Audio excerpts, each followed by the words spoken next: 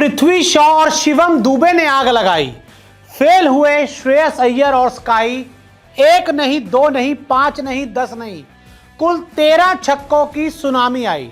तो भाई साहब, जिन खिलाड़ियों का मैंने नाम लिया वो हिंदुस्तान के लिए तो नहीं खेल रहे, लेकिन क्रिकेट के मैदान पर हमें सूर्य कुमार यादव, शिवम दुबे, पृथ्वी शॉ हर तरफ नजर आ रहे हैं, क्योंकि ये इस समय शहीद मुश्ताक अली ट्रॉफी खेल रहे हैं।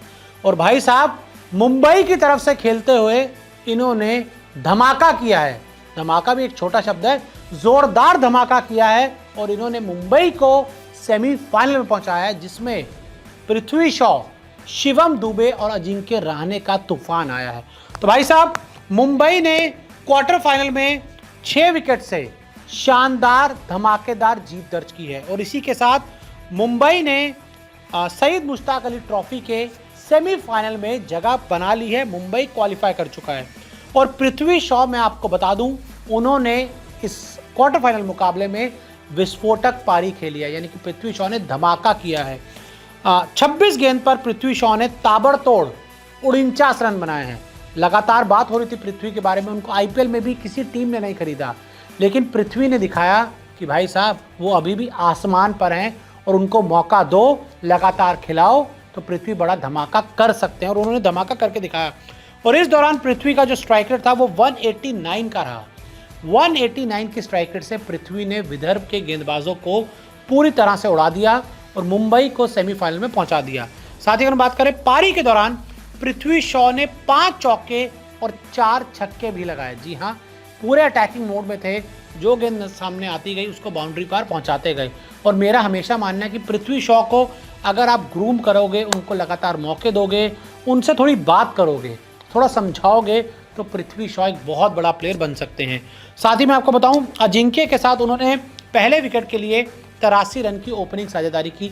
एक छोर से अजिंक्य मार रहे थे, दूसरी छोर से पृथ्वी शॉ, और अजिंक्य ने 45 गेंद पर नाबाद 84 रन बनाए। यानी कि अजिंक्य रहाणे ने भी बहुत बड़ा धमाका किया और अब मुझे लग रहा है वो केकेआर के कप्तान भी बन सकते हैं। शिवम दुबे ने धमाकेदार 37 रन बनाए। जी हाँ, शिवम दुबे नीचे आए बैटिंग करने के लिए, उस समय आए जब ज़रूरत थी तेज़ी से रन बनाने की, टीम को जीत दिलाने की, और उन्होंने वो करके दिखाया। 22 गेंदों के आसपास उन्होंने 37 रन बनाए। हालांकि यहाँ पर मुंबई की तरफ से खेल रहे सूर्य कुमार यादव कोई बड़ा धमाका नहीं कर पाए और सूर्य कुमार यादव 9 रन बनाकर पवेलियन लौट गए। हालांकि उम्मीद थी कि स्काई आएंगे, बड़े बड़े छक्के लगाएंगे, लेकिन सूर्य कुमार यादव इस क्वार्टर फाइनल मैच में धमाका नहीं कर पाए। लेकिन हमें उम्मीद है कि सूर्य कुमार यादव अब ये बड़ा जो धमाका है वो सेमीफाइनल मैच में करके दिखाएंगे और विरोधी टीम को सेमीफाइनल में उड़ाएंगे। तो साथ ही श्रेयस अय्यर भी 5 रन बनाकर पवेलियन लौट गए। तो ये दोनों फ्लॉप हुए, लेकिन इनके अलावा चाहे पृथ्वी शॉ हो, चाहे अजिंक्य रहाणे हो, चाहे शिवम दुबे हो, इन तीनों के बल्लों से अच्छी पारी आई, धमाकेदार पारी आई।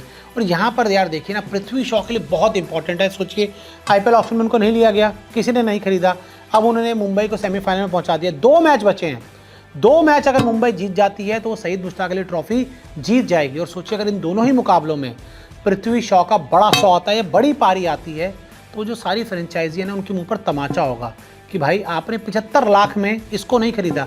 खरीदते, अगर थोड़ा वेट इश्यूज़ हैं उस पर काम करवाते, उनको सही ट्रैक पे पूरी तरह से लाते, और वो करते हैं, मेहनत करते हैं। कई बार आपको ज़रूरत होती है प्लेयर को ग्रूम करने की, ठीक है, कई बार कुछ चीज़ें ऊपर नीचे हो जाती हैं, लेकिन ऐसा नहीं ना कि आप हाथ छोड़ दो।